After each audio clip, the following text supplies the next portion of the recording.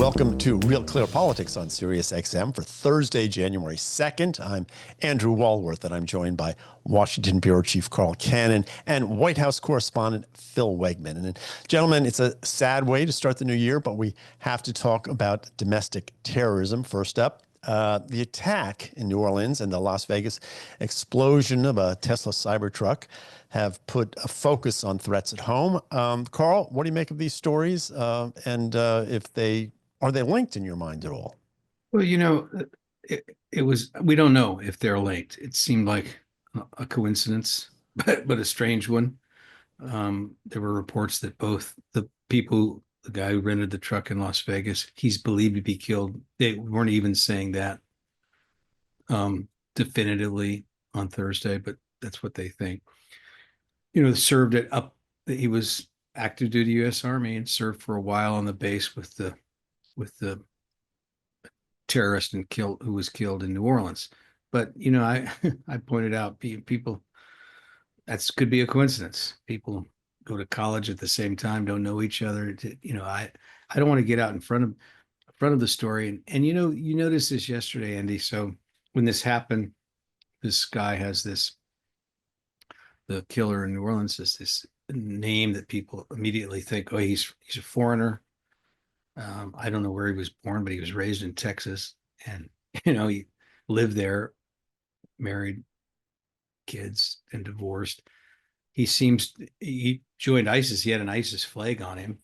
It seemed like a foreign inspired attack, but we don't even know that yet. There was the FBI.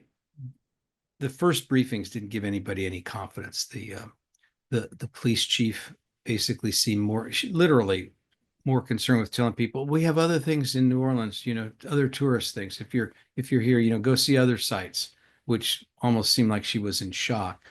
The FBI agent that they sent out there spoke incoherently and said this is not being investigated as a terrorist event. Meanwhile, another FBI agent or local police had covered up the ISIS flag in the guy's truck, so we knew it was a terrorist event. But the question is it foreign inspired, or is this the guy who just lost his mind? That's what we hope the investigation turns out, and it could be both of these. Andy, you'll remember this. You and I are of age. We remember President Kennedy, John F. Kennedy. The assassin Lee Harvey Oswald actually went to the Cuban embassy in Mexico. This is where all the conspiracy theories start, but that part is a fact. I've always surmised that he, said something like, well, I want to kill Kennedy. And they said, yeah, fine, go ahead. If they did, if you must, whatever they said to him. That doesn't mean Cuba killed Kennedy. It means a nut killed Kennedy, and maybe they stirred him up. This may be what this turns out with ISIS. This is a kind of a death cult, and here's a guy who's suicidal, who's angry, who's obviously had a mental breakdown, and he logs on to ISIS. That doesn't mean you have a foreign conspiracy. It certainly doesn't mean Joe Biden's immigration policies were at fault here, which Twitter was full of that yesterday. And so, it's important to you want to be current, but you don't want to get ahead of the story. You want to be where the facts lead. Yeah. Phil, do you think people got ahead of the story a little too much on this one? It's early to tell. And I will say that, the FBI doesn't seem to have a lot of credibility at this moment. So when I hear them, I think I'm like most Americans, taking it all with a grain of salt. The president-elect got ahead of the story when he tweeted that Jabbar, the New Orleans attacker, was likely from another country and had crossed the border. Certainly, those concerns about a porous southern border are worthwhile, and we've heard both Republicans and Democrats express them. But based off of the snippet of accurate information, which was that the vehicle that this individual used had crossed the southern border, the president-elect seemed to surmise that this was an illegal immigrant, when in fact the story was actually that the attacker had rented this vehicle from, a vehicle rental service, and sort of got crossways. The FBI, as Cannon noted, did themselves no favors when the New Orleans special agent initially said that this was not being investigated as a terrorist act. And then later, during that chaotic press conference, which was, in my mind, a disservice to the public, then sort of backtracked, and now, very much after we saw the ISIS flag, it's clear that this is being investigated as a terrorist attack. I think one thing that we can say, certainly, just as we look at what happened in New Orleans initially, is that this was a fundamental failure that calls into questions the competency of that local government there. For instance, DHS and FBI at the beginning of the month were telling local law enforcement across the country to be on the lookout for these type of vehicular attacks. They sent out a December 3rd bulletin. And then what we heard from Ann Kirkpatrick, the police chief there, repeatedly was that the attacker drove up on the sidewalk and pass some of these bollards, these barriers that were being refurbished ahead of the Super Bowl, as if that was some sort of excuse. She said that Phil, one of them showed him driving right by a police car. Indeed. Yeah. And this idea that they had hardened the entrances to, Bourbon Street, this Bourbon Street there with police cars. And yet, he drove past them. This shows that they weren't taking it seriously. And what I found really ridiculous in all of this is the police chief had been fired from the Oakland Police Department in 2020. And then also, believe it or not, the Oakland police chief was under investigation. She was, because she had hit 2 pedestrians with her car in August. And sort of what boggles the mind here is that those barriers were even being refurbished at the time that they were. They started refurbishing them in November. They were expected to be finished ahead of the Super Bowl. That's a months-long process when they knew that there were going to be crowds there in New Orleans on New Year's. And also, the Super Bowl had been announced in New Orleans, not in 2024, but in 2023. So it really calls into question what they were doing to be prepared. And I don't think you can have a lot of confidence, at least in the law enforcement down there in New Orleans. Andy, the mayor said that they'd known for years that these gates that they have weren't working properly, and that they were, and she was very, very vague about it. Confusing sentence that we got the money. She was sounding like she got the money from the NFL. I don't think that can be right, but maybe so. But it was again, these press conferences were incoherent. And if you don't know what you're going to say, maybe you don't go talk to the press yet. Figure out what your story is and what the facts are. It would be like a journalist just sitting there writing a story and didn't know what they were going to say. It was to Phil's point, it didn't give you any confidence in the local government. Yeah.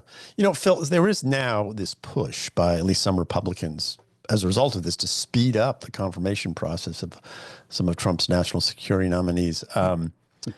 I think John Thune said this is a clear example of why the Senate must get President Trump's national security team in place as quickly as possible. It does seem like this happens at a point where we're between stools in terms of the presidency. You always have a problem with the lame duck presidency. You always have those issues. Those issues are compounded, I think, in most people's minds by Joe Biden's health, which is sort of apparent to everyone now. What do you make of that? And is there sort of a call for speeding up the transition? And can it be done, I guess?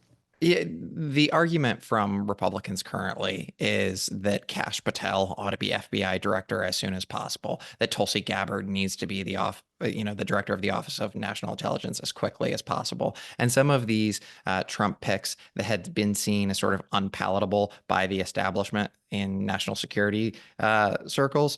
Well, now Republicans can say, wait a minute. Avril Haines, who was Biden's ODNI, there's a track record here of her failure, perhaps on COVID, perhaps on these terrorist attacks that we just saw. They can point to Christopher Wray and say that perhaps his eye was off the ball while he was focusing on President Biden's directive to root out white supremacy as the chief terrorist threat in this country. And they can say, these newcomers, like a Patel, like a Gabbard, they might break with the mold. But look at how things have been going on previously. The establishment has done us no favors. This is their argument. So let's try something new. Yeah. Well, Carl, you know what? We're going to take a quick break because I want to talk about more about the before we nominees before when we come do back. that, man. But go ahead. Before we do, I knew Carl's got something to say. no, I would. We talked. Joe Biden spoke, and he was fine, and we should give him that. He said what needed to be said.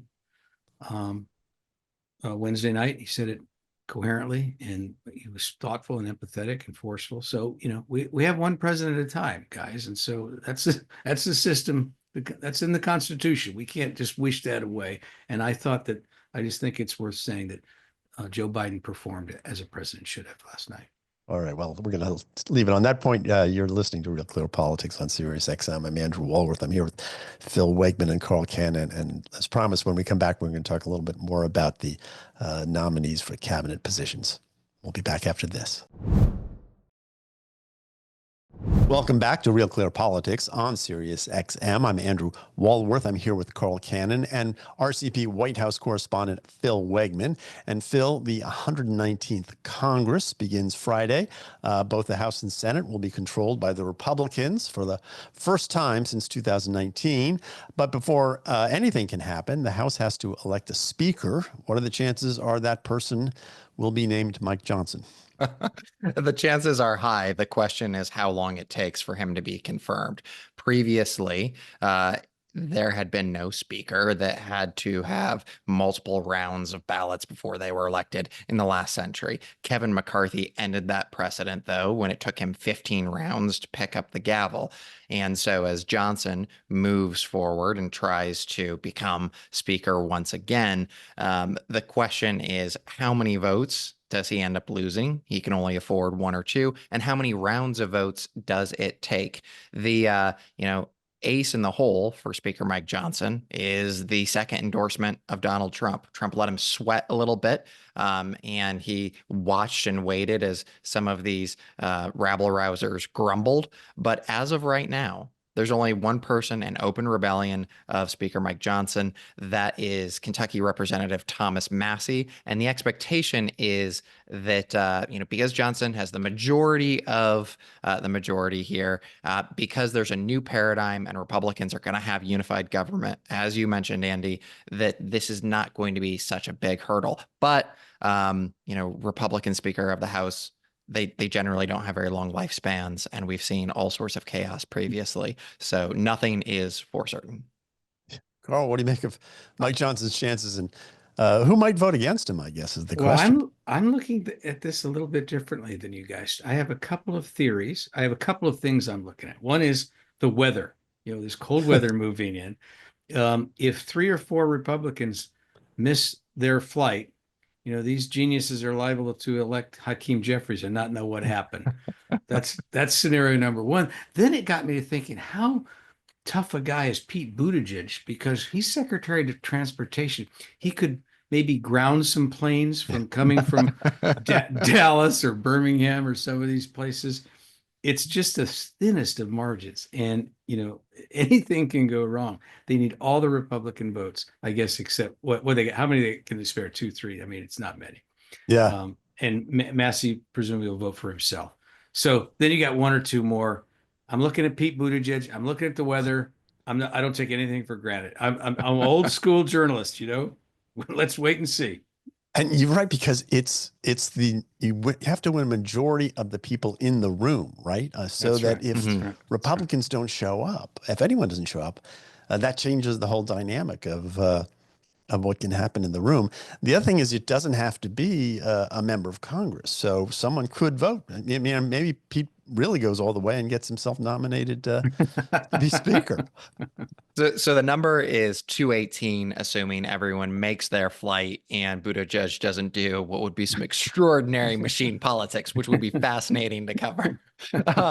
But no, I mean, Cannon does raise a good point in terms of absences. I'm going to be watching on that first round to see just how many Republicans vote present. And then I'm also watching to see how many Democrats perhaps some of these older members of the Democratic Conference who don't show up, or Republicans who are absent. For instance, Texas Representative Kay Granger.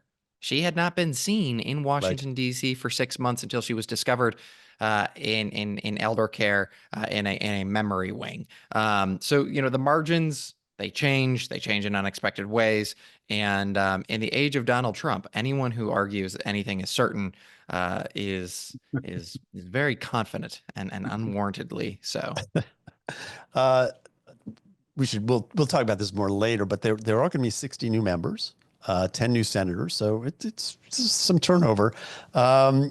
Phil, just quickly, anyone in the House or Senate that you're looking at now who is interested, any of this new class, is anyone particular interest to you? Yeah, I think Bernie Moreno is going to be particularly interesting from Ohio there. This is someone who doesn't seem to be as much of a MAGA convert as someone who has dyed in the wool in sort of this American first version of Republicanism. We'll see if that becomes, after Trump, the status quo and sort of the new orthodoxy, or if this is just a flavor from a moment in time. Carl, anyone stand out for you? No, I'm just interested in this House vote again, and Geoffrey's what he wants and how he's going to get along with Mike Johnson. It's a little different than it was last time. Yeah. And if there are people who are absent, literally, and I'm being serious now, before I was being a little lighthearted, but if there are people stuck at airports and stuff, is there anything that he would ask for to not, basically throw a gum in the works, and you'd have a speaker for a day and then another ballot? What does he want from the Democrats? What would he ask Mike Johnson for? So this is what I'm, we have this strange system, winner take all. I mean, so they get a couple more seats and they get the speaker, they get all the committees that, it's not really, that's not in the Constitution. That's developed over time, but it doesn't mean it has to last forever. So I'm interested in, I'm going to be watching Hakeem Jeffries in these first few weeks, and see how he positions himself, and see what is he going to be just the party of opposition, or is he going to try and extract concessions from this speaker who has this very narrow majority? Yeah. Well, as long as we're naming names, I'm going to be watching Angela Alsobrooks. She's the new senator from Maryland. She won by 12 points. And she also beat David Trone in that primary. So, pretty deft political performance so far. Describes herself as sort of center-left, I think. And I think she might be an interesting person to watch. She's only 53, so she's a baby by the Senate standards these days. So someone to watch. But there's an article on the front page of RCP from The Hill. It's by Al Weaver today, naming the 5 Trump confirmation battles to watch. Not a surprising list, but I'll give you the 5, and then we can talk about a few of them. Tulsi Gabbard, Pete Hegseth, Robert F. Kennedy Jr., Kash Patel, and Lori Chavez-Dreamer, who is up for labor secretary. Carl, he says Tulsi Gabbard is facing the toughest fight in the group. Is he right about that? And what issues does she face? Well, we'll find out. She would have sailed through if he had nominated her for the job I thought she was well qualified for, which is director of the Veterans Administration. She'd been acclaimed in that job. He pointed her a job. She's a person, Army combat veteran, Samoan American, Hawaiian, different ancestry. I think she's the first Hindu in Congress. She's a very compelling person. Was a Democrat, served in the House, and suddenly she gets crosswise with Hillary Clinton when she ran for president in 2016. She ends up this process campaigning for Donald Trump and on the TSA no-fly zone list. So she is sort of the poster child for conservatives of what the deep state really is. And people say there is no deep state. Well, how does a combat veteran who served in the House of Representatives get on the no-fly list? Well, she criticized the establishment. She went to Syria. She talked to now deposed Syrian dictator Assad. She has been very skeptical of the Ukrainian side in the Russian-Ukrainian war. Most Americans are on the Ukrainian side. I certainly am. She's raised some issues about that. So they give her, what do they give her? The overall the defense, this new job, a few years old, but basically you're head of the CIA. And Right. these people can't stand her. She thinks she's a menace. That's why Trump wants her. Trump Right. thinks the intelligence agencies sabotaged his presidency. I agree with him. I think there's all the evidence shows that this is true. But is Tulsi Gabbard the person to lead it? She doesn't have any executive experience, and these things she's done in the past, and her stance on Ukraine, her stance on Syria, are they going to derail it? There's going to be these close votes. Andy, you were telling me Karl Rove says they'll get one scalp, the Democrats or the establishment Republicans. Tulsi Gabbard, she seems like maybe the toughest fight, or maybe it's Bobby Kennedy. Yeah, Carl's mentioned Karl Rove on the Wall Street Journal on Thursday wrote that one of these 4 or 5 would not get through. He didn't say which one, but Phil, when you look at these confirmation hearings, who do you think is in trouble? Who do you think will sail through? Well, I think Mr. Al Weaver over at the Hill does a good job putting together the big fights.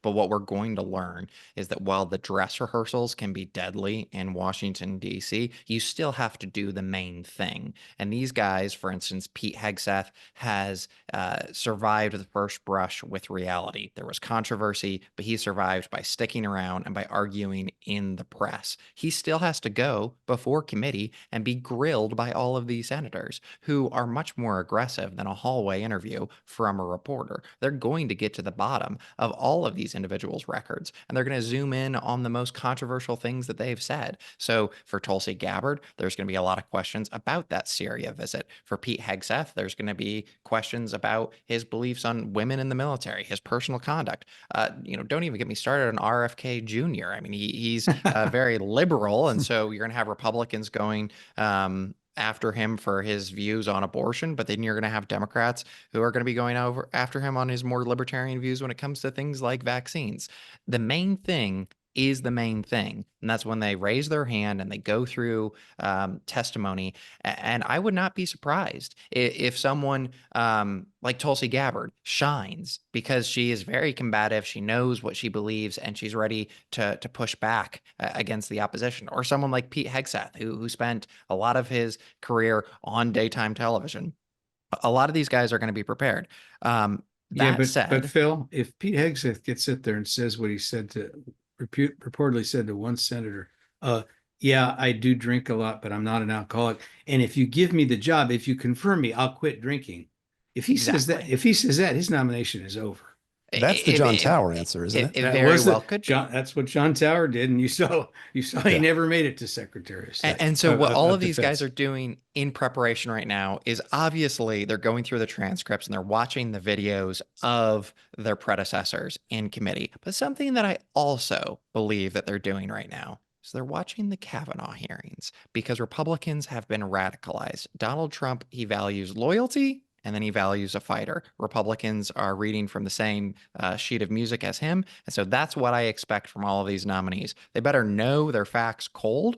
They better be prepared to have rebuttals for all their controversies. But they're also, of the opinion, at least from everything that I've learned so far, that if they can just fight long enough, then maybe Republicans, will look past some blemishes in their record.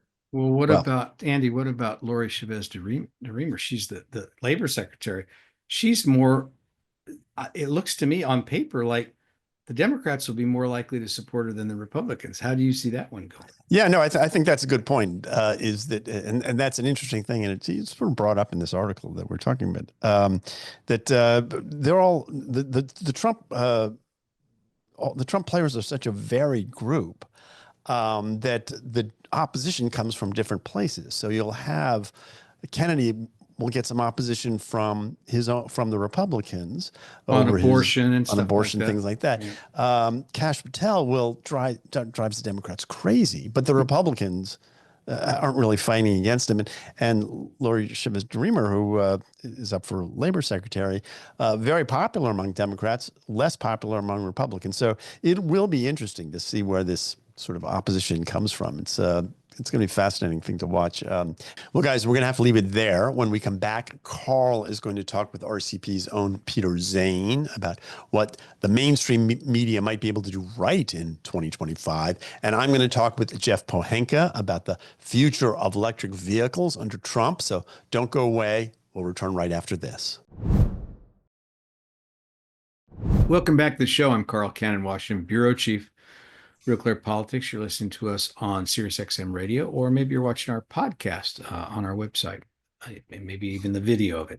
I'm joined now by Peder Zane, who writes a column for us. Peder also does some editing, Real Clear Investigations. He's a jack of all trades, good thinker. And that's what I want to talk to you about, Peder. This piece, first of all, just tell our listeners a little bit about this and our viewers about this column you wrote, and then we're going to talk about it because I have some questions.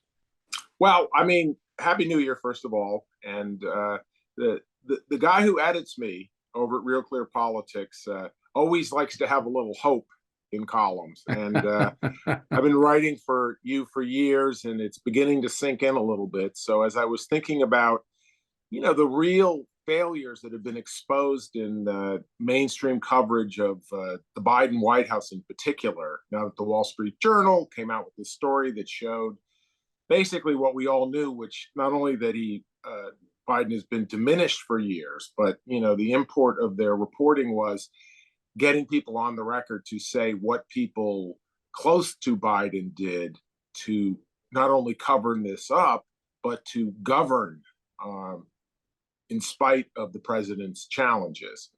And the fact that many of our colleagues at legacy media, such as New York Times, Washington Post, NPR, CNN, did not pursue this story at all, and in fact worked to dismiss it and to go after those who suggested that the president was diminished, is a huge scandal. But the hope that you've instilled in me, Carl, is I think there's a chance for those same Main Street outlets, which have phenomenal reporting chops, to redeem themselves somewhat by pursuing this story of the effort to rule in Biden's name. All right, well, let's talk about this because there's so many components to this, and you call it a scandal, and I think that's the right word. We've had this once before in American history. It was Woodrow Wilson. We don't really even know to this day exactly what happened. Usually it's said he had a stroke. He may have also been debilitated by the flu virus, the COVID of the time, 1918 influenza. But he was not, his capacity was greatly reduced. And his wife, Edith Wilson, controlled access to him in a very stark way. And, before White Houses had big chief of staffs, and it wasn't really clear who the president was. We wouldn't think 100 years later you could have that again. We're in the television age, we're in the internet age. Joe Biden was not incapacitated physically in the way Wilson was. He gave a speech. He gave remarks on New Year's Day in the evening after this attack in New Orleans, and was, didn't take any questions, but he was cogent. He's there. He's not a zero. He's not a vegetable, but he's diminished from what he was. And so the question, one of the questions it raises is, well, has he been running the country, or has it been these other people? And if so, who? And by what right did they have to do that? So that's the question. And what your column explores is the role of the media in, instead of exposing this, sort of covering it up. Is that too strong a term? No, I think they absolutely were. And the greatest evidence for that is that I don't think the Wall Street Journal story was any surprise to people who read many of the links at Real Clear Politics, stories that we've written at Real Clear Investigations. This was not a secret that this man was diminished. And certainly when he was forced out of the race after his bumbling and stumbling, to put it nicely, debate performance. I mean, he was removed from the ticket because of his diminished capacity, not because of his policies. That's not right. Whatever. And he was pressured, and it was clear then that there was a problem. You know, Peter, I wanted to ask you a question. As far as I know, I could be mistaken. Correct me if I am. I do not think Kamala Harris has held a press conference to this day, but she was chosen as the nominee. A full, you know, and I think the question Right. she was afraid of having to answer, she gave some interviews to friendly outlets. But what a tough, you know, hard-boiled, what we used to call ink-stained wretch, ink-stained Right. wretch like you and me would have asked her is, Madam Vice President, are you sitting here telling the American people today that you learned something on June 27th that you didn't know before? That's the question, and whatever form. She was never really asked that question. She was finally asked it in a kind of roundabout way, and she dodged it. But so, you know, was Kamala Harris? We don't think she was making policy. Was it the White House Chief of Staff? Was it Jill Biden? Was it a consortium of these people? These are questions that need to be asked and answered. But I want to ask about your point. The point of your column is very interesting because it's the role of the media. And you know, I covered the White House for 15 years. We have a reporter there now, Phil Wegmann. He's very diligent, but it's hard to get access. It's hard to, you know, it is hard to know what was going on. And from my standpoint, what bothered me the most wasn't that we didn't get this story. Maybe this story wasn't gettable. Maybe you suggest they were trying hard enough, but I'll grant you that. But even if you were, the Wall Street Journal did another story earlier, I think in the summer, about this. They did. It was more speculative. They had some sources. They'd interviewed people who talked to Biden, and Biden was in and out. Some people he's pretty good. He was lucid. Other people, no, he wasn't. So the picture that emerged gradually was a guy who was every bit his 82 years of age. And some days he had good days and some days he didn't. Some days he was with it. Some days he wasn't, but he was diminished from what he had been before. But 100%. What bothered me, and I want to ask you about this, I don't mean to take all your time here, Peter, is it wasn't just that reporters didn't get that story and nail it down. It was that people who raised the issue were attacked by other journalists. Oh, exactly. They're deeply complicit. They have totally revealed that they are partisan, and we have so many instances of that. We have the Robert Mueller Russiagate hoax. We have the Hunter Biden laptop. We have the coverage of Hunter Biden's sweetheart deal with David Weiss. All of these things that are just juicy political stories. And that was one of the things I wanted to just mention, you know, in my column was, I mean, this is a great story. How and when the people around Biden decide to slowly take power from him. How did that unfold? It is a fantastic story. And the people at the Post and the Times and NPR, they are terrific reporters. They could get this story if they wanted it. And so I would say that they didn't get it is an egregious indictment. And I think all the people who were covering the White House that covered this up and their editors, need to be held account. But I think they now have an opportunity to make some amends. Do I think it's going to reverse the historic low trust in legacy media? No, I don't. You know what? It might help. If Washington Post did the kind of story you're talking about, and certainly they have the horses to do it. They do. I think people, conservatives would have to grudgingly admit, okay, they did it. It was too late. It was a little late, but they did it. They finally did it. And I agree with you. I think that would be a they gave all these Pulitzers to these phony stories about Russiagate. They give one for that. Can I one more small point I want to add, which I did not before you do, let me reintroduce you. You're talking. I'm Carl Cannon, Washington bureau chief, RealClearPolitics. You listen to us either on Sirius XM Radio on our podcast at Real Clear, and I'm talking now with Peder Zane. That's Peder.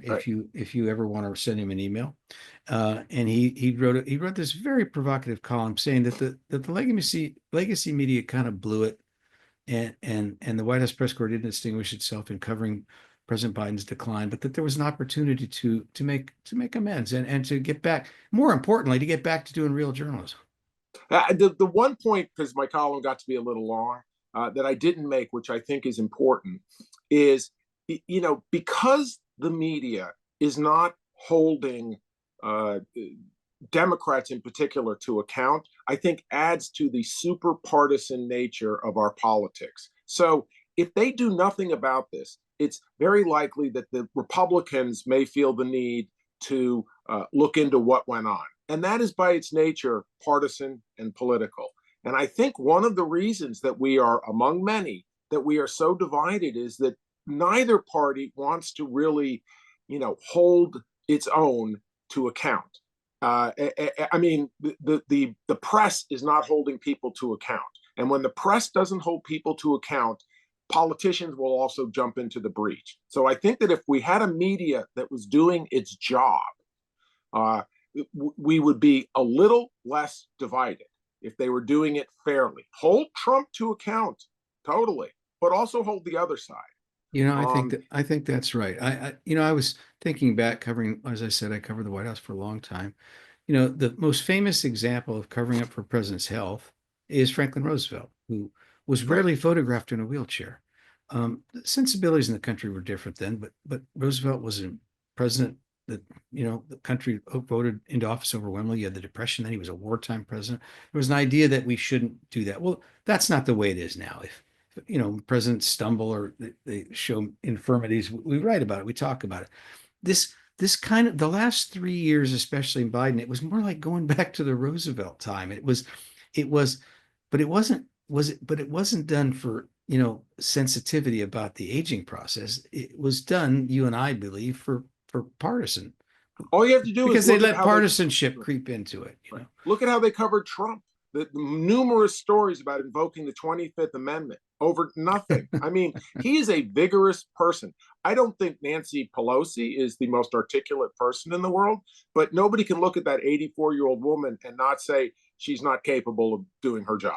I mean, some older people are, some aren't. It's a case-by-case thing. But when you look at what they did when Trump maybe stumbled down a step once, and you look at how they covered up for Biden, that's what keeps coming out in all of this. It's so obvious. They're so bad at it. The contrast is so apparent. And that's why I said it's kind of like the emperor's new clothes. And you have these progressive elites who just are seeing reality in a way that the rest of the country isn't. I mean, don't forget, in February of 2024, there was an ABC poll in which a vast majority of Democrats said Biden is too old to run for re-election.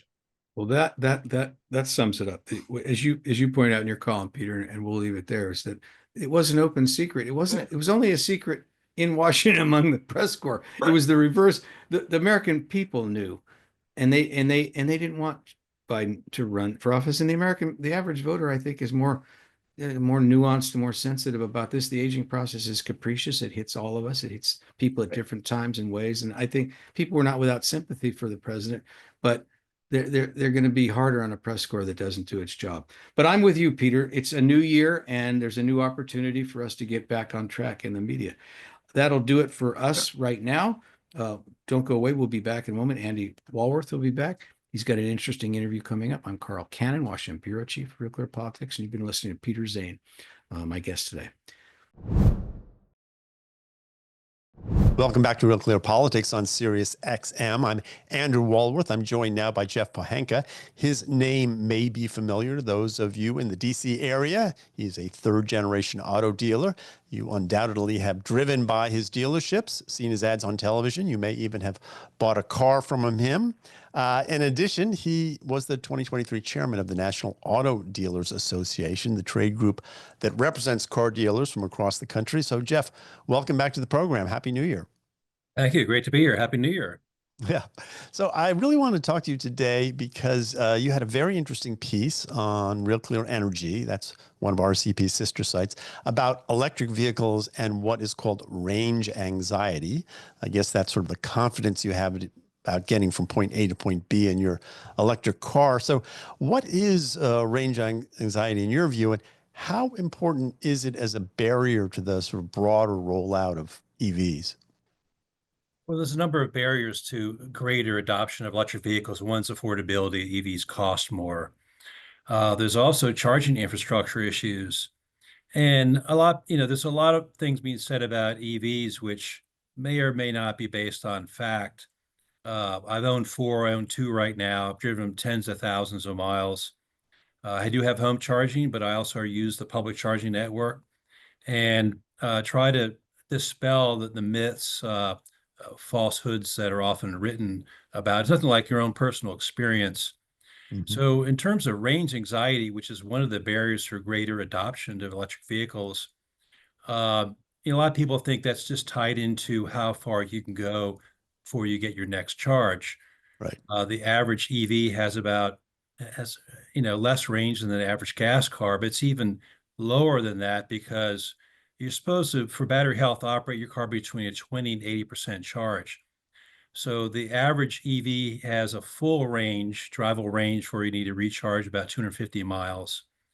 It's only 160 miles between 20 and 80%.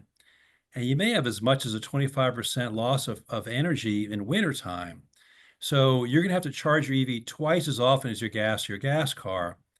But if you have, range anxiety, it's not just like how far you can go. Say it's equal to a gas car or it's 1,000 miles. If you have to rely on the unreliable, inconvenient public charging network, the real thing that drives range anxiety is how you get your charge. If you only charge at home and you drive the same amount of miles and don't use the public charging network, there's no range anxiety. But if you live in the countryside, don't charge at home, you only have an EV, and you don't have any public charging system anywhere near you, you have acute range anxiety. So I think range anxiety has more to do where your next charge is coming from than how far you can go between charges. So can they fix that aspect of range anxiety? Because I agree with you. I have 2 thoughts. One is, and I'm glad you brought it up, the weather. We're sitting here on the East Coast. We're about to be hit with a big winter storm. And you hear those stories about what happens to your battery for your electric vehicle in the winter storms. First, how big a concern is that? But second of all, I just think I drive up to Connecticut on Thanksgiving weekend sometimes, and the lines on the New Jersey Turnpike to get gas are horrible. I can only imagine what that's kind of surge demand for charging would be like. So, I mean, it's not just a matter of you got to have more of these stations. You've got to figure out somehow to get the people don't have to wait around for so long to get their charge if they have them, right? I haven't experienced that too much. And the problem is the average EV takes about 45 minutes to charge. If you're the second one in line, you're gonna be there in an hour and a half. Yeah. One of the complaints about EVs is how long it takes to charge at a public charging station. A lot of them, the thing is, there's no standardization. There's a lot of charging stations outside Tesla.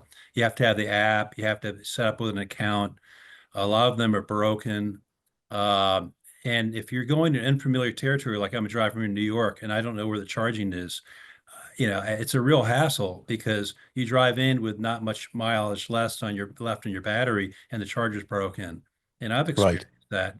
Now, Tesla has a really reliable, and I also own a Tesla. I bought the competitor car. They have a very reliable charging network. It's very not broken. Usually, I'm not saying you don't have a line of cars, but a lot of the manufacturers are moving in that direction, which will help the problem. But surveys are showing that as more and more non-Tesla cars are using Tesla charging network, the average satisfaction with public charging is in decline. And I don't see this as easily fixed. Mm. Well, you're listening to Real Clear Politics on Sirius XM. I'm Andrew Walworth. I'm talking with Geoff Pohanka. He's the immediate past chairman of the National Auto Dealers Association. Geoff, let's talk about the politics of this. A couple things Trump is talking about doing: cutting the EV tax credit, cutting the funding for EV charging infrastructure, rolling back emission standards. How does all sort of, how does the Trump package of regulatory and reform, how's that going to affect the EV Biden industry? Administration and Obama administration before him have really pushed adoption of electrification more with President Biden. the 7,500 lease tax incentive, purchase incentive, things like that, and giving billions of dollars to manufacturers to build battery plants, electric vehicle manufacturing plants, and then having EPA regulations that will almost require the majority of cars being sold in a few years being electric is really disruptive to the market. We're seeing a plateau of EV adoption around 8 or 9%. And these are mostly to affluents. Most affluents have other cars in the driveway besides an EV. I have the cars in my driveway besides my EVs, but I can pick and choose what I drive. But a lot of people aren't like that. Now, President Trump has promised to do away with the incentives, and he's definitely fulfilled most of his promises in the past. I don't doubt he will again. California is really driving a lot of this. There's about 15 states that follow California emissions. California would ban the sale of gasoline. Their regulations today would ban the sale of gasoline cars by 2035, which just simply can't happen. There's not enough vehicles available to fill the gap, particularly ones that are desirable to consumers. So I think taking away the incentives will allow EVs to kind of stand on their own. Gasoline cars are basically subsidizing EV sales right now. Every manufacturer in Tesla losing money selling EVs. And it's really a problem for the manufacturers. Yeah. We've got about a minute left here. And I'm just wondering, when you look, regardless of whether you think the regulations are good or bad, is this any way to run a railroad in that every 4 years or so, the regulations are subject to change? And I mean, doesn't that make it hard for auto manufacturers and people in your business? It's very hard for manufacturers. They have a many-year planning to design cars years in advance. It's very difficult for them. They're kind of sleeping in their own bed they made because they went along with a lot of these incentives. They thought they'd all be like Tesla. Charles Lindbergh was first to fly across the Atlantic. Who was second? We don't know. And Tesla's kind of a unique case. A lot of the profits are coming from selling credits to other manufacturers, things like that. But I think Trump policies are disruptive, but they'll be the correct ones. Let the vehicle stand on its own. And if people want it, they should be able to buy it. There will be a market demand for them. But there's real question, are EVs environmentally safe? This carbon footprint's actually a lot larger than gasoline cars for many years because all the mining is required. So it's really best to let the market decide the level of adoption. Yeah. Well, here's Jeff, the last message. If you want an please. EV, you need to buy it now because January 20th, Trump will probably roll back these incentives. So really, and again, I own two. I like them. My daily ride. I'm not against EVs, but I'm for consumer choice. And I think if you want an EV, now's the time to buy one. Go get one now. All right. Well, that's from someone who really knows the market. Hey, Jeff, it's really great to have you on the show. I always like getting your perspective. You're listening to Real Clear Politics on Sirius XM. I'm Andrew Walworth. I've been talking with Jeff Pohanka. We'll be back tomorrow. We'll see you then. Have a great evening.